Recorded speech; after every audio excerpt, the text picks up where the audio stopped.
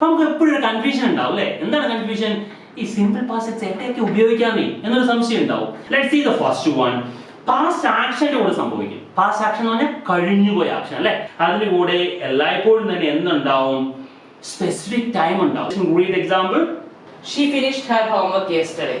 രണ്ടാമത്തെ ഓപ്ഷൻ എന്ന് പറയുമ്പോൾ നമ്മൾ സ്ട്രെസ്ഡ് ഫോം എന്ന് പറയും. സ്ട്രെസ്ഡ് ഫോം എന്ന് പറയുമ്പോൾ നമ്മൾ ഡു ആൻഡ് ഡിഡ് ഡെസിന്റെ കൂടെ നമ്മൾ പഠിച്ചിരുന്നു.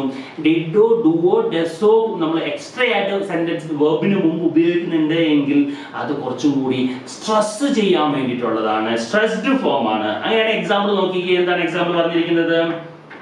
He did watch the movie. Next കാര്യം എന്താണ്? നമ്മുടെ പാസ്റ്റ് ഹാബിറ്റ്സ്. നമ്മൾ ഇങ്ങനെ ചെയ്തിരുന്ന കാര്യങ്ങൾ അല്ലെ, പാസ്റ്റിൽ ഇങ്ങനെ ചെയ്തിരുന്ന കാര്യങ്ങൾ പറയാൻ വേണ്ടിയിട്ട് നമ്മൾ എന്ത് ഉപയോഗിക്കും? സിമ്പിൾ പാസ്റ്റ് ഉപയോഗിക്കും. എക്സാമ്പിൾ വായിച്ച യേശുവിനെയും. I used to play tennis every weekend when I was young.